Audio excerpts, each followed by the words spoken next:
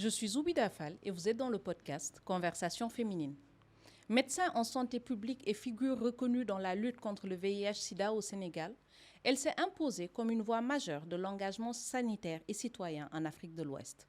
Née à Dakar, elle obtient son doctorat d'État en médecine à l'université Cheikh Anta Diop en 1995, puis enrichit sa formation avec un Master of Science en médecine tropicale à l'Institut d'Anvers en 1997 et un DEA en santé publique et pays en développement à l'université Pierre et Marie Curie, Paris 6 en 2001. Elle débute sa carrière en 1995 comme chercheuse épidémiologique au ministère de la Santé du Sénégal, avant de coordonner la recherche et les essais cliniques d'antirétroviraux de 1997 à 2001. De 2007 à avril 2009, elle occupe le poste de ministre de la Santé et de la Prévention du Sénégal. De 2009 à 2014, elle est consultante internationale en santé au Mali. En 2014, elle est nommée secrétaire exécutive du Conseil national de lutte contre le sida, poste qu'elle occupe depuis lors. Elle est par ailleurs la fondatrice du mouvement Présence citoyenne, une plateforme d'éducation civique et de promotion de la participation populaire au Sénégal. Docteur Safiétou Thiam, bienvenue dans Conversation féminine. Bonjour, Madame Fall. Je suis très contente d'être ici. Donc, je suis très heureuse. Je suis heureuse et enchantée de te recevoir. Et ce que je vais faire, c'est juste te laisser le micro si tu veux rajouter quelque chose à ce que je viens de dire à la présentation. Vous avez fait un peu le tour de mon CV, modestement. C'est mon parcours, peut-être en dehors du fait que je suis médecin, pas seulement chercheur, et j'ai travaillé aussi dans la prise en charge des patients au service des maladies infectieuses. Et voilà, donc vous avez, je pense, fait le résumé de mon parcours. Aujourd'hui, on connaît Safiétou Thiam. Effectivement, quand on entend parler de Safiétou Thiam, il y a deux choses qui reviennent. Il y a Safiétou Thiam, ministre de la Santé de 2007 à 2009. Il y a Safiétou Thiam, secrétaire exécutive du CNLS depuis 2014. Essentiellement, dans le débat public, ce sont les deux aspects que nous voyons et que nous percevons. Sauf que ça ne nous dit pas qui est Safiétou Thiam. C'est vrai que moi, je suis une mère. Je suis mariée. Je suis mère de 2 garçons. Je suis une femme. Je suis, c'est vrai, médecin. C'est ma profession. J'ai eu une vie avant d'être ministre de la Santé. Je pense que vous venez un peu de le dire. Donc, je suis médecin depuis 1995. J'ai été ministre de la Santé en 2007. Donc, entre-temps, j'ai fait mon parcours, peut-être très discrètement, c'est pour ça que les gens ne connaissent pas mon parcours avant. J'ai été mise en lumière en étant nommée ministre de la Santé. Ce que vous avez oublié, c'est qu'à un moment, j'ai travaillé aussi aux Nations Unies. Donc, en 2007, j'avais décidé de démissionner un peu de la fonction publique pour aller faire une carrière internationale aux Nations Unies. Donc, j'ai postulé au niveau du PNUD, j'ai été prise, j'ai commencé à travailler. Au bout de 6 mois, j'ai été appelée pour être ministre de la Santé. Et donc, je me suis dit, finalement, mon destin, ce n'est pas de travailler à l'extérieur du Sénégal. Parce que quand on rentre dans ce système, en interne, on cherche les voies et moyens d'aller à une position internationale. C'est plus... sur le plan, peut-être même prise en charge financière, c'est plus intéressant.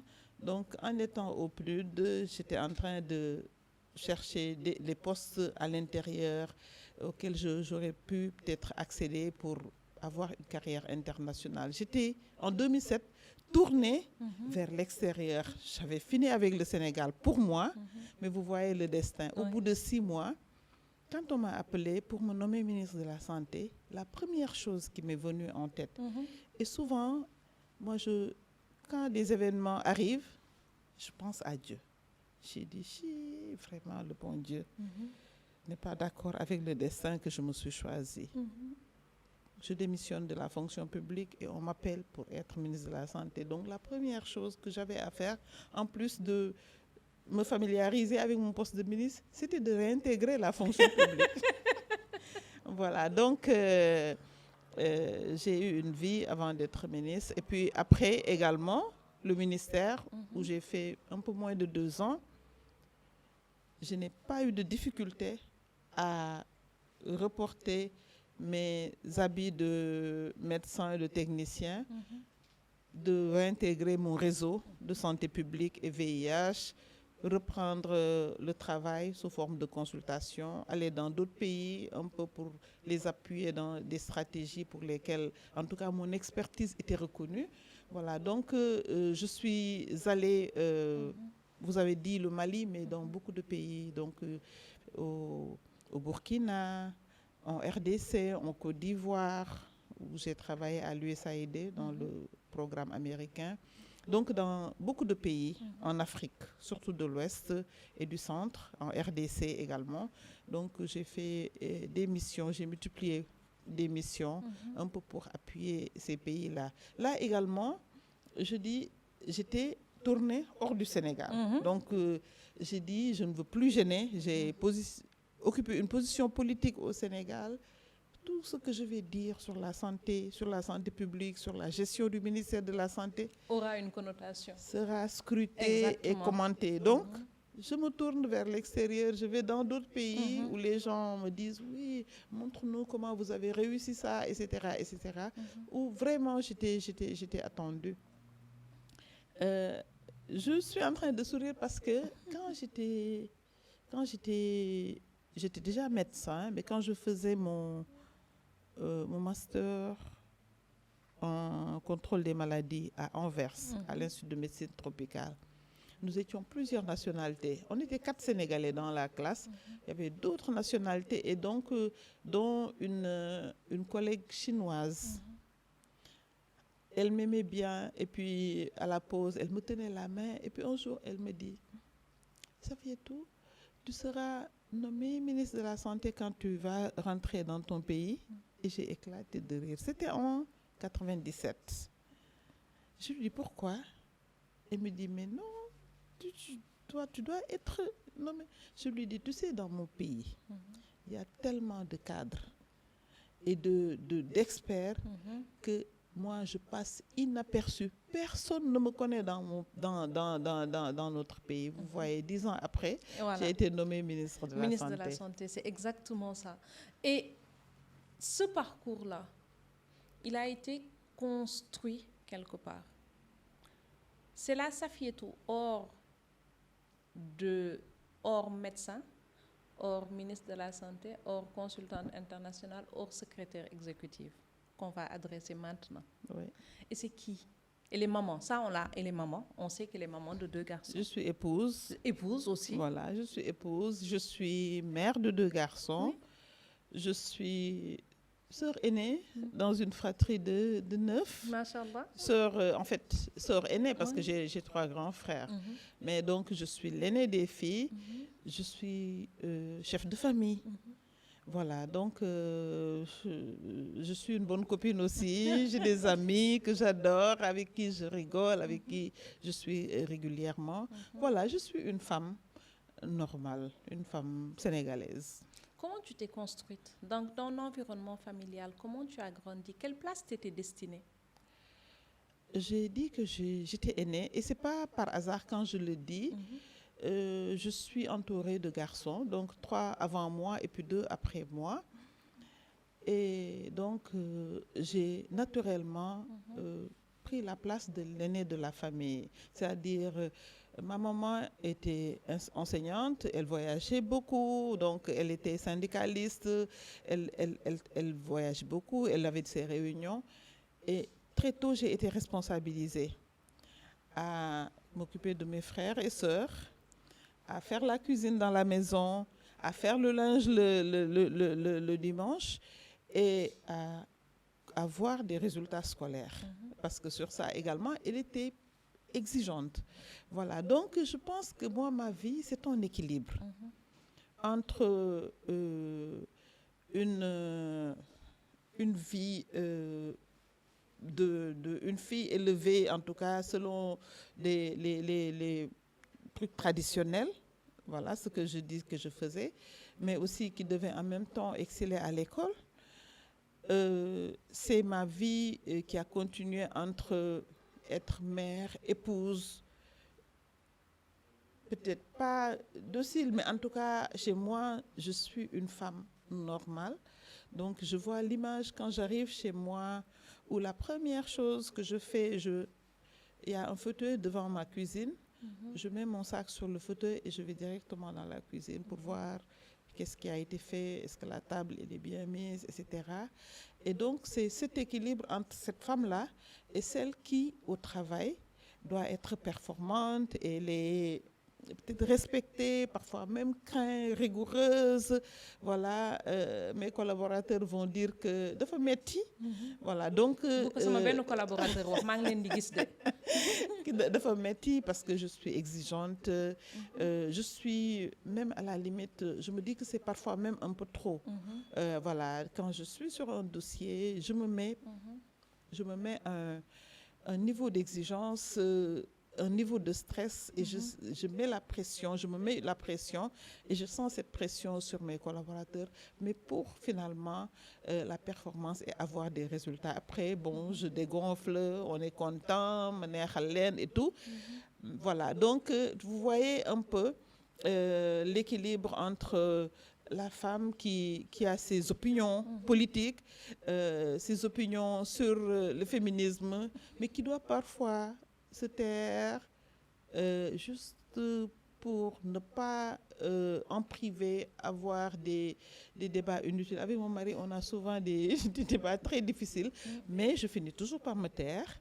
Voilà, donc vous voyez, je suis une femme, en tout cas, qui est régulièrement en train de chercher un équilibre. Exactement. Voilà. Et c'est cet équilibre-là que je veux qu'on adresse d'ailleurs. Parce que c'est une question qui revient souvent. Elle revient souvent, on nous demande en tant que femme de performer partout. On performe, on doit performer à la maison et d'ailleurs on est même éduqué dans ça. Tu le dis, hein, on l'entend tout le long, tu dois faire tes tâches ménagères, mais tu dois aussi exceller à l'école. Tu arrives à l'université, tu continues à porter tout ce poids-là, tu as fait médecine, en règle générale, porter ce poids-là de ses études, fonder une famille, se marier, fonder une famille, etc. Exceller dans les études, exceller aussi à la maison. Et c'est quelque chose qu'on poursuit, même arrivé à la vie adulte, on doit toujours performer. Comment on trouve cet équilibre-là? Après, moi, je vais donner mon point de vue par rapport à ça. Mais comment on fait? Parce que techniquement, c'est juste pas gérable. Moi, je pense que ça fait partie de notre ADN de femme. Moi, je ne me pose pas trop de questions. C'est-à-dire, je pense que c'est ce qui te sauve, en fait, oui, peut-être. Je ne me pose pas trop de questions. C'est-à-dire, là, je le constate que moi, je suis régulièrement en train de chercher cet équilibre. Je pense que j'ai quand même trouvé. Hein, parce que, par exemple, quand je débutais mon travail, j'avais remarqué que, par exemple, dès que j'ai un problème au boulot, j'en parle à mon mari et il prenait position. Parce que lui, il est dans la sphère privée, il travaille pour lui. Alors, quand je reviens un autre jour, je lui parle d'une relation normale avec mon patron, on a fait ça.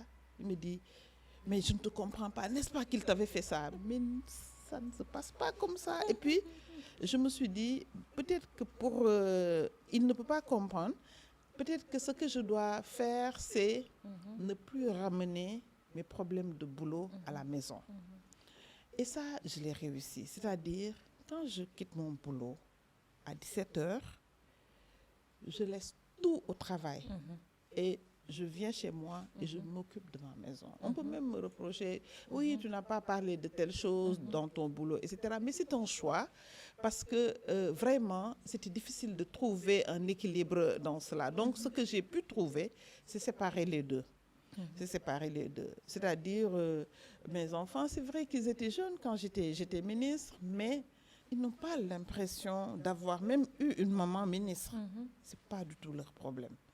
Voilà, donc c'est comme ça que j'essaie d'équilibrer. Je m'occupe de mon travail quand je suis au travail, mais quand je ne suis pas au travail, je suis chez moi et je suis maman, épouse, et je ne m'occupe pas du travail. Donc, ouais. Parce que c'est surtout ça, en fait, c'est essayer d'équilibrer. Parce que très souvent, on entend plein de femmes qui nous donnent des recettes miracles. C'est comme ça qu'il faut faire, c'est comme ça. Moi, j'ai trouvé un équilibre. Alors que moi, je pense très sincèrement que l'équilibre, on cherche à l'atteindre, mais on ne l'atteint pas forcément.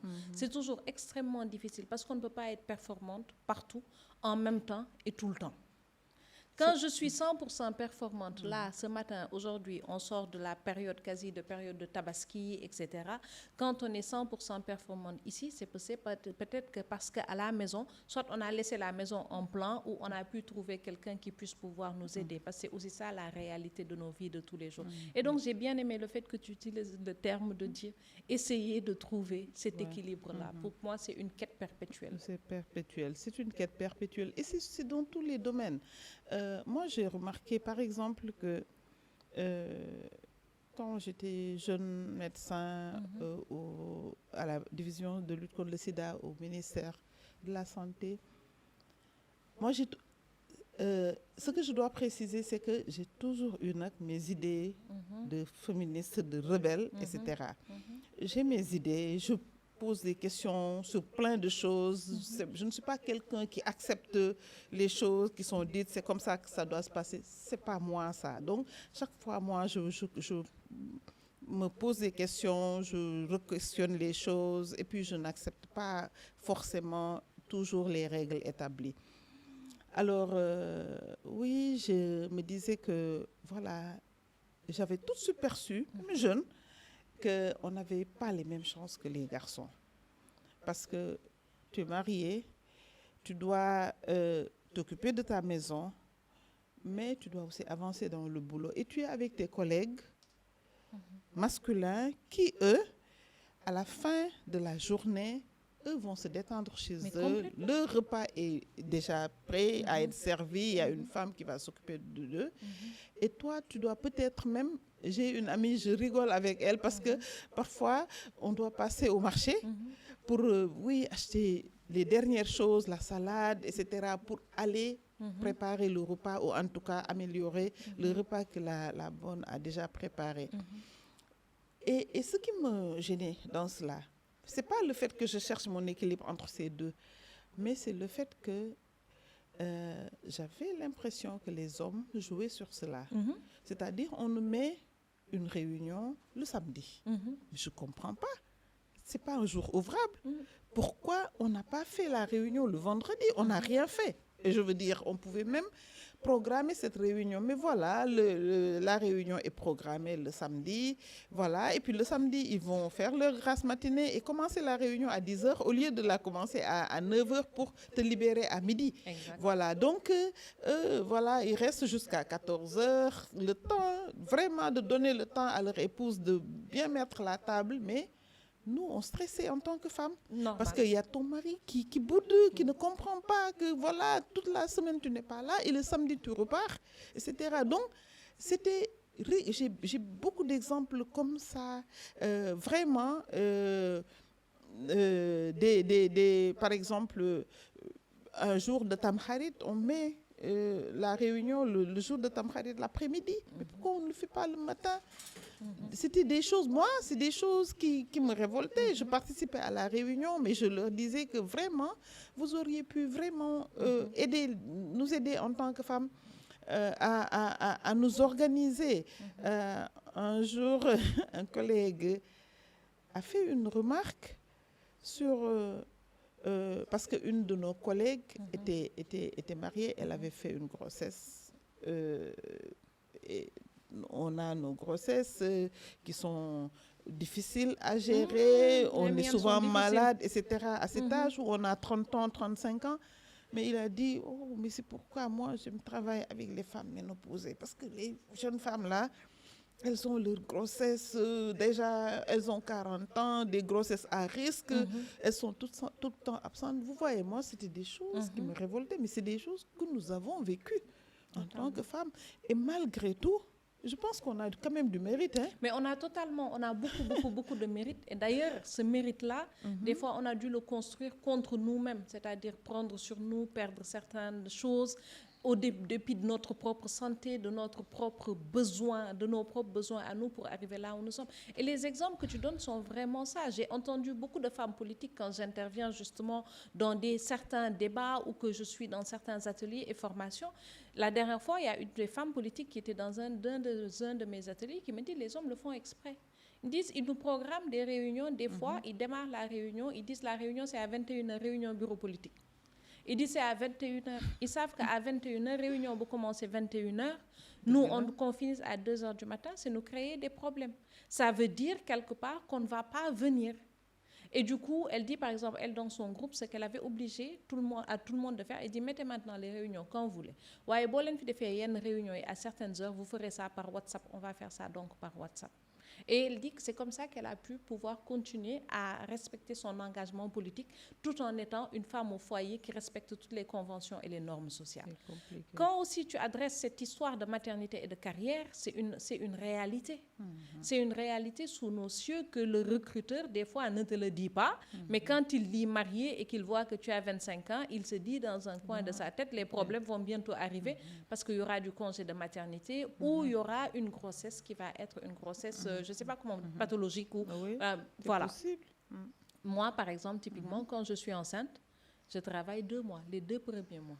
Après, je suis immobilisée jusqu'à l'accouchement, sans compter le congé de maternité qui vient derrière. Et du coup, nous sommes lésés. Et c'est une réalité avec laquelle et contre laquelle on doit vivre et se battre aussi tous les jours.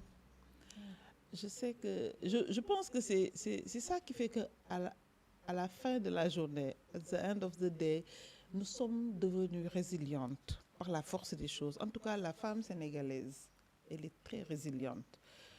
Elle est debout. Qu'elle soit... je parle parce que je travaille dans le milieu formel et tout. Mais même en milieu rural ailleurs, elle est debout. Elle est debout depuis le matin. Elle cherche l'équilibre entre sa famille, et elle doit répondre aux besoins de sa famille. Elle cherche l'équilibre entre donc sa famille, dans laquelle elle a son leadership naturel, parce qu'on l'attend surtout. Et aussi une société qui a fait des garde-fous, qui dit voilà, on ne permet pas ça aux femmes, on ne permet pas ça aux femmes. Donc, je pense que quelle que soit la position où la femme se trouve, elle est brave. Même, vous voyez, dans les familles où les enfants n'ont pas la chance, sont par exemple des chômeurs. Regardez, les femmes se lèvent le matin, elles vont aller au marché. Elles vont se débrouiller pour acheter peut-être, assurer ce qu'il faut manger, le donner à quelqu'un. Après, elles vont vendre de petites choses pour avoir la dépense du lendemain. Et la sœur s'occupe de cela. Et puis, le frère, lui, il va dire que je n'ai pas de boulot. Voilà, j'ai pas de boulot, je n'ai... Voilà, grande sœur bi mi ngi nii def fi dara xam nga. Son mari am na xaalis mais exactement mais dimbaliwuma jàppalewuma si sa bi su bëggoon nga dem yëg nga bu yàgg xam nga des choses comme ça.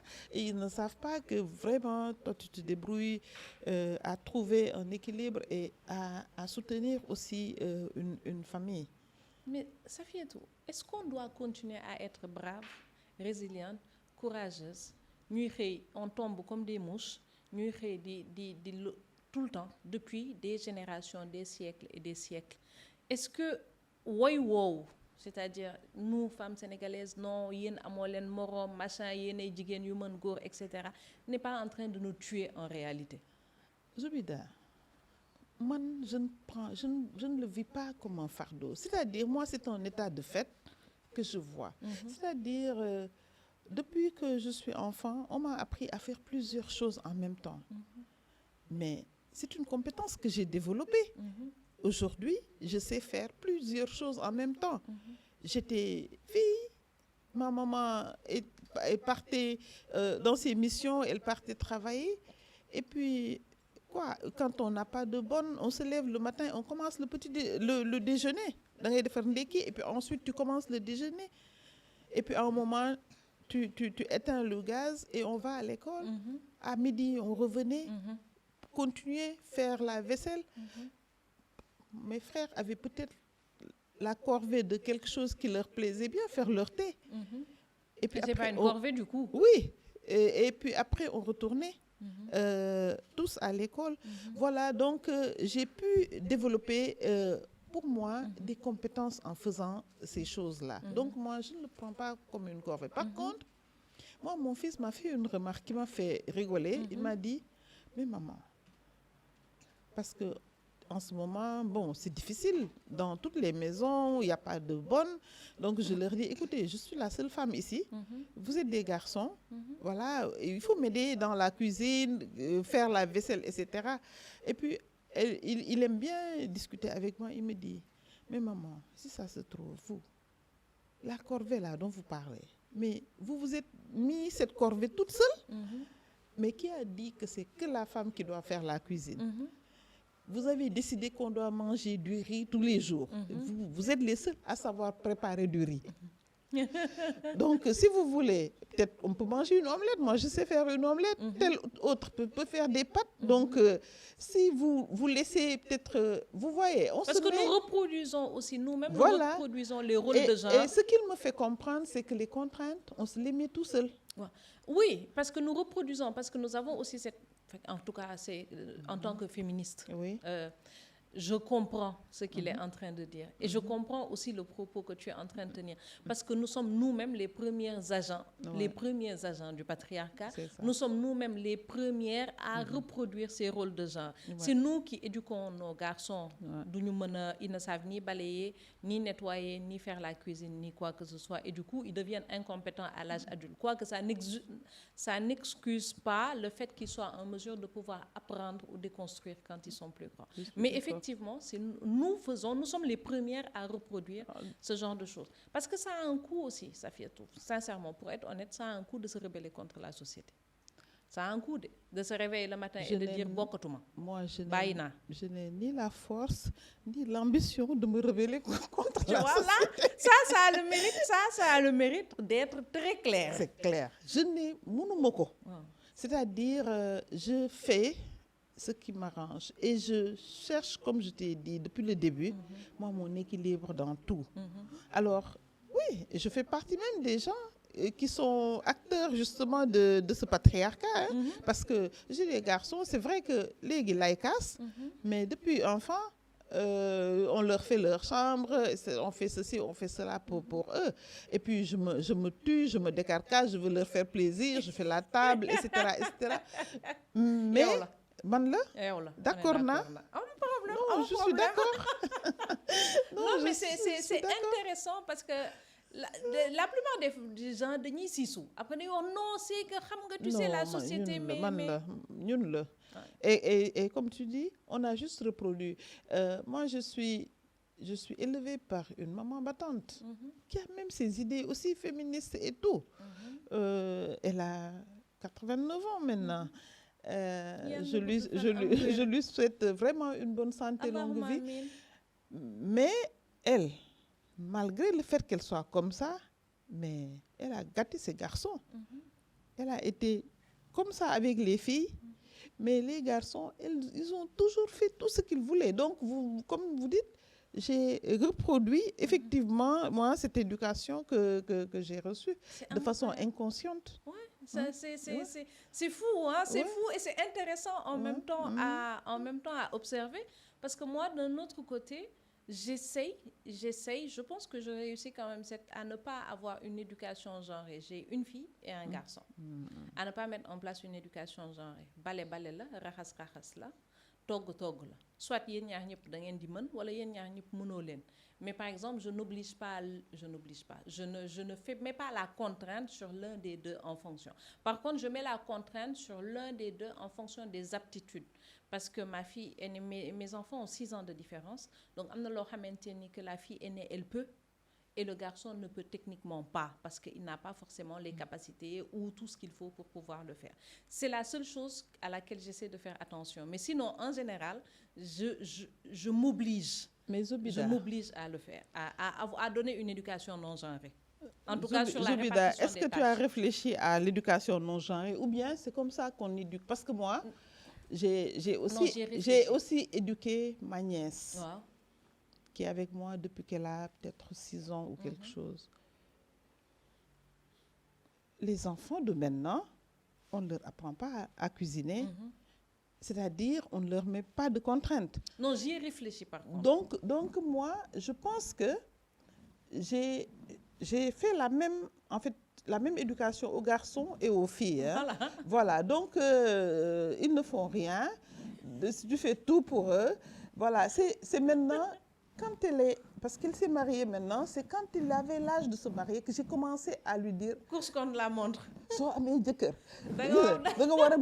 Tu dois faire ça, etc. Et puis peut-être qu'elle-même, elle ne comprenait pas. Non, parce que je voilà, en fait.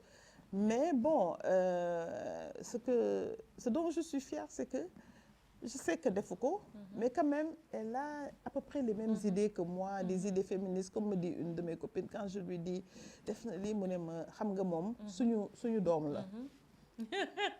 donc c'est normal qu'elle soit comme ça.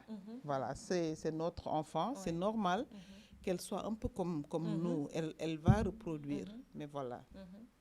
Non, c'est quelque chose que je comprends. Mais moi, en fait, j'ai pris la peine d'y réfléchir de manière très consciente. Parce que je me suis aperçue que nous toutes, tu avais des corvées. Tu as la corvée de cuisine, on doit t'apprendre à faire la cuisine, on doit t'apprendre à balayer, à faire le ménage, etc. J'ai fait tout ça en allant à l'école. Mes frères ne savent pas faire tout ça. Ils ne savent pas. Par contre, ils savent dem jëndi ngooñ. Voilà, parce qu'il y avait des moutons, donner à manger aux poules, sauf que moi aussi, je sais faire ça. Parce que ce n'est pas tout le temps que c'est eux qui y allaient, il fallait que ce soit aussi toi qui y vas. Et j'ai réfléchi quand même à toutes ces questions-là autour de comment on construit ces choses-là. Pourquoi? Et moi, j'ai été une enfant qui dit beaucoup pourquoi. Pourquoi c'est moi seule qui balaye? Pourquoi c'est moi seule qui fait la vaisselle? Pourquoi c'est moi seule qui doit faire la cuisine? Pourquoi c'est moi... Et ce n'est pas juste. Donc très tôt, j'ai été autour de ces questions-là et je m'étais promis en tout cas de faire de mon mieux avec les miens pour ne pas reproduire cela. Parce que je considère par exemple, prenons la cuisine, que c'est une compétence vitale. Bon, et que tu te retrouves dans un environnement où tu ne peux pas acheter, mieux vaut que tu saches faire à manger parce que que c'est une compétence vitale, pour moi, tu ne la délègues pas. Donc, du coup, c'est juste pour te dire que j'ai vraiment pris la peine de me poser et de réfléchir réellement à ces questions-là. Et d'ailleurs, c'est difficile quand tu es en couple parce que c'est un travail que vous devez faire ensemble. Que vous devez faire ensemble et sur lequel vous n'allez pas forcément être d'accord. Non, sauf que le mari a reçu la même éducation donc patriarcale et lui, il n'est pas habitué à faire. Le mien encore plus traditionnel qu'une éducation plus rigoriste et traditionnelle. Tous pareils. Il va écouter cet épisode plus traditionnel et rigoriste d'ailleurs que ce que moi j'ai pu. Ils sont pareils. Moi, ce que j'ai pu recevoir. Et donc, depuis tout à l'heure, on parle de ces sujets-là. Il y a des sujets qu'on n'a pas abordés. Nous sommes en train d'être rattrapés par le temps. On va essayer de les aborder au pas de course, plus ou moins.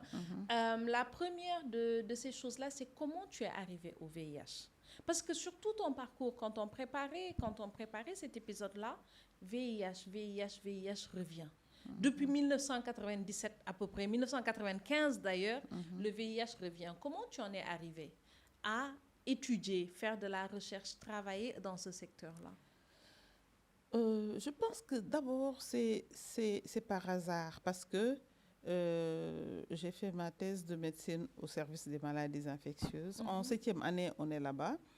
Nous avons un stage aux maladies infectieuses. Et donc, moi, à la fin de mes études, correspondait avec le début de l'épidémie du sida. L'épidémie du sida, au début, c'est comme ce qu'on a vécu un peu avec la COVID-19.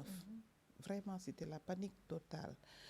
Mais surtout, les lits du service étaient remplis de patients qui vivaient avec le VIH. Donc, c'était des patients désespérés parce qu'à l'époque, le diagnostic de sida, c'était un verdict. C'est-à-dire, tu as le sida, tu vas mourir. Quand? Maintenant, on ne sait pas. Alors, il n'y avait pas de médicaments. Et moi, j'ai été très touchée par la détresse des patients. C'est des patients chroniques qui reviennent. Ils ne meurent pas tout de suite très vite. Donc, tu vois, le sida, ça te ça te ronge, tu vis avec une maladie pendant 10 ans, mais tu sais que tu vas mourir. Et donc, j'ai développé une amitié, j'ai développé, en tout cas, des relations avec les patients et qui a réveillé une passion pour moi. Moi, je suis passionnée de cette maladie-là. Donc, c'est comme ça que j'ai commencé. Donc, par hasard, j'ai pris avec professeur Aomari Kolsek une thèse sur le sida. Donc, j'ai fait une enquête sur les comportements des chirurgiens, leur attitude, qu'est-ce qu'ils savent du sida, etc. Donc, c'est tout ça qui a suscité cette vocation chez moi. J'étais juste spécialiste des maladies infectieuses. Donc, c'est toutes les maladies infectieuses. Il y a le palu, il y a tuberculose, etc. Mais comme j'ai fait ma thèse sur le sida, et quand les recherches cliniques ont commencé, donc on m'a confié donc, les premières recherches sur les traitements du sida. C'était en 1998 quand a commencé l'initiative d'accès aux antirétroviraux. Donc, il y a eu tellement d'histoires que nous avons vécues sur peut-être l'accès des traitements qui n'étaient pas très développés. Donc, des patients, j'ai pleuré, je dis nous, parce que avec mes collègues, nous pleurions simplement parce que nos patients n'avaient pas de traitement. Donc, comme je l'ai dit, l'absence de traitement équivalait à un diagnostic, en fait, à un verdict de décès. Donc, moi, c'est tout ça qui a fondé ma vocation. Ensuite, on a des connaissances qui ont le sida. Voilà, on a perdu des amis du sida. Nous avons, avec d'autres professionnels d'autres pays, liés des liens, des relations qui font qu'aujourd'hui, nous disons que nous sommes comme une sorte de secte. Voilà, des gens qui aiment travailler dans la lutte contre le sida. C'était difficile. C'est pas comme maintenant où il y a des traitements, il y a le dépistage, il y a plein de choses. Donc, je pense que c'est ça qui a développé donc, cette vocation que j'ai sur le VIH. Et naturellement, j'ai continué mon parcours, programme de lutte contre le sida, division de lutte contre le sida, Conseil national de lutte contre le sida. Et puis voilà, même quand j'ai quitté pour aller aux Nations Unies, c'était pour être leur conseiller VIH comme quoi, du système. Et puis après, j'ai été rattrapée, comme je l'ai dit, ramenée comme ministre de la Santé. Et là aussi, j'ai tout de suite vu que moi, ce que j'avais appris dans le sida, parce que ce qui est passionnant dans cette maladie, c'est que c'est la maladie où le monde a fait le plus de progrès. C'est vrai que le monde a mis, la communauté internationale a mis énormément de moyens dans la lutte contre cette maladie. Mais en peu de temps, en moins de 20 ans, on découvre le virus, on découvre les diagnostics, on découvre des traitements, etc., etc. Donc, on met en place des initiatives novatrices. Personne ne conteste ces initiatives. Voilà, les patients deviennent des patients experts, c'est-à-dire, le matin, ton patient vient et te dit, docteur, moi, j'ai entendu sur par exemple, BBC, qu'il y a un traitement, un nouveau traitement. Mais tu dois explorer. À l'époque, Internet n'était pas très accessible. Exact. Des fois, tu es obligé de lui avouer, bon, laisse-moi me renseigner et puis on va discuter la prochaine fois. Donc, c'est des patients qui sont experts. Voilà, donc c'était passionnant tout cela. Et voilà, c'est cette passion, moi, qui m'a retenue dans la lutte contre le sida. Et nos deux dernières questions, parce que je vois Madame Ba qui nous fait signe, tu as une réunion juste après. Mes deux dernières questions, c'est si tu devais revoir ton parcours, tout ce par quoi tu es passé pour arriver à la place où tu es aujourd'hui, considères-tu que tu es à ta place, celle que tu souhaitais occuper, ta place à toi? Je pense réellement que oui. Mais moi, ce que je dois dire, c'est que je ne peux pas dire que je me suis levée, j'ai dit je vais être médecin, non. Mm-hmm. Moi, on m'a mis à l'école, on m'a dit de faire des résultats, j'ai fait des résultats. j'ai fait un bac, j'ai eu mon bac. J'ai été orientée en médecine parce que j'ai demandé... C'est pas qu'il y a des gens qui demandent médecine, médecine, médecine. Non, moi, j'ai demandé médecine, pharmacie, chirurgien, dentiste.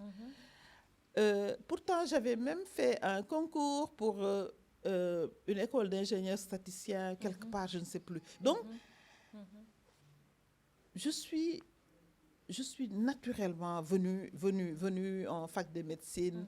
Voilà, j'ai vécu ma vie d'étudiante, les plus belles années de ma vie. Je n'étais pas l'étudiante robée qui ne faisait que travailler. Non, j'avais mes copines, j'allais en boîte de nuit, je vivais ma vie, de mes saints, de mes ceci. Plusieurs gens disaient, ah, étudiant en médecine pour ramener. Donc voilà, donc j'ai vécu, j'ai grandi normalement.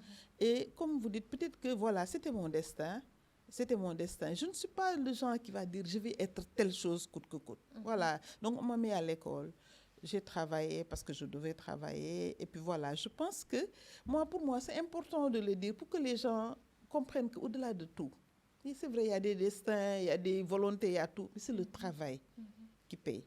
C'est le travail qui permet d'atteindre, en tout cas, moi je ne connais pas un autre moyen pour réussir sa vie en dehors de l'école, de l'éducation et du travail. Je dis à mes collaborateurs, moi, on se fait respecter par le travail. Moi, si je suis respectée au plan international par des collègues d'autres pays plus développés que nous, c'est parce qu'ils reconnaissent mon travail, la valeur de mon travail, ma rigueur et mes compétences. Donc voilà, pour moi, il n'y a que le travail qui paye. Voilà, donc vraiment, c'est ça. Et donc, je suis ce que je suis parce que, je ne sais pas, j'ai suivi un cheminement normal, comme toutes les filles. J'étais entourée par une famille aimante. Comme toutes les filles, je me suis mariée en fin d'études. Tant bien que mal, j'ai eu beaucoup de problèmes en tant que femme. Mais je pense que mon travail, c'était le pilier de ma vie. Et c'est ça qui me permet d'être là où je suis. Et ça, je ne le regrette pas. Ouais. Safietou, si tu avais 20 ans, là, tout de suite maintenant. Ah, en tout cas, moi, mes 20 ans,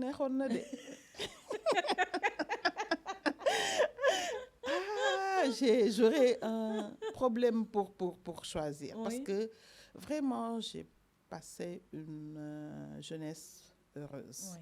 Ah, je ne regrette pas, moi, mes 20 ans. Safietou Thiam, merci d'avoir accepté de participer à cet épisode de Conversation féminine. Merci beaucoup. Merci Zoubida. C'était très sympathique. Merci infiniment. Merci.